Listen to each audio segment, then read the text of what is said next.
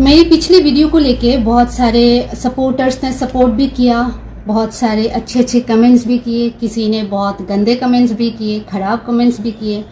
कुछ कमेंट्स ऐसे थे जो सीधे दिल पे आके चुभा है।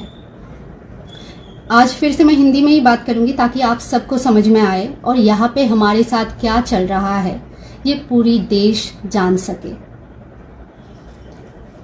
आप सबको सबसे पहले शुरू करती हूँ 1952 से, भाषा आंदोलन 1952। हाँ, गूगल में सर्च करके देखिए। तब सबको कहा गया था उर्दू में लिखना पड़ेगा, आप बंगाली नहीं लिख सकते। दैट टाइम लोग जो हमारे भाई बहन हैं, बंगाली भाई बहन हैं, उन्होंने अपनी भाषा को बचाने के लिए भाषा आंदोलन शुरू किया था 1952 में।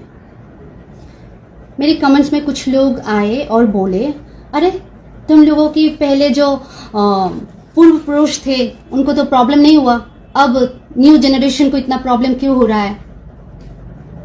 प्रॉब्लम तो हमें बहुत पहले से ही था, अब हमें बोल रहे हैं एडजस्ट करने के लिए। आप लोगों ने तब एडजस्ट क्यों नहीं किया? उर्दू में लिख लेते ना, क्या दिक्कत थी? हमसे बंगाली में लिखा नहीं जा रहा, क्या करें? बताइए ना, क्या करें? कॉकबोरो को इंग्लिश में, हम इंग्लिश लैंग्वेज की बात भी नहीं कर रहे हैं, स्क्रिप्ट, हरफ, ABCD अल्फाबेट्स मांग रहे हैं सिर्फ। और जो बोल रहे हैं इंग्लिश तो अपनी देश का कोई भाषा भी नहीं है, हाँ मानते हैं। फिर ना आर्टिकल है 348, उस आर्टिकल में हाई कोर्ट और सुप्रीम कोर्ट में इंग्लिश भाषा को अनिवार्य क्यों किया गया? इंग्लिश भाषा को, हम तो स्क्रिप्ट मांग रहे हैं, भाषा भी नहीं। हमारे पास भाषा है, हम बस इंग्लिश स्क्रिप्ट में, रोमन स्क्रिप्ट में कंफर्टेबल है। हमारे देश की हाई कोर्ट और सुप्रीम कोर्ट में ही इंग्लिश यूज होती है, इंग्लिश भाषा का प्रयोग होता है।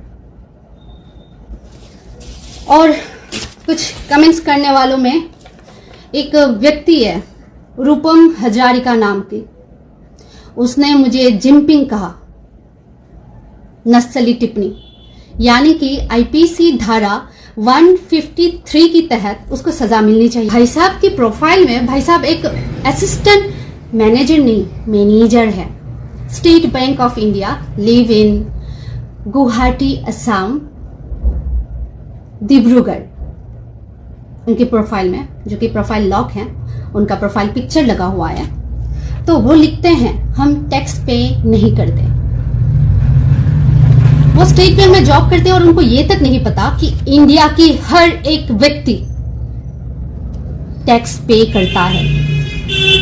2 तरीके की टैक्स होता है, एक होता है डायरेक्ट टैक्स, दूसरा होता है इनडायरेक्ट टैक्स। अब जैसे भी हो, हम टैक्स पे करते हैं। इंडिया की हर एक इंसान, चाहे वो किसान हो, चाहे वो नौकरी करता हो, चाहे वो कुछ भी हो, वो टैक्स पे करता है। कैसे? मेरे पास एक फेशियल वाइप्स है, इसमें लिखा हुआ है इंक्लूसिव ऑफ ऑल टैक्सेस। इसका मतलब क्या पता है? मतलब सारे टैक्स मिला के हर चीज में टैक्स लगता है, पेंसिल से लेके माचिस से लेके हर चीज में जो हम खरीदते हैं। उनको लगता है कि जो प्रधानमंत्री ग्राम सड़क योजना है, ये सब उनकी पैसे से हो रहा है, हमने कुछ योगदान नहीं दिया है।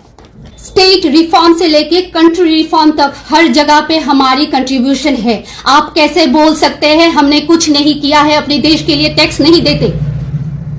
आप इस देश के जितने हिस्सेदार हो, जितने हकदार हो, उतने ही हम भी हैं। हर बात पे हमें इंडियन होने की आप सबके पास प्रमाण क्यों देना पड़ेगा? क्यों देना पड़ेगा? मैं क्यों दूं? राजस्थान जाओ, दिल्ली जाओ, चाइनीज हो, नेपाली हो, नेपालन हो, क्यों सहे? इंडियन है, इंडियन है, इंडियन है, बोल बोल के थक चुके हैं।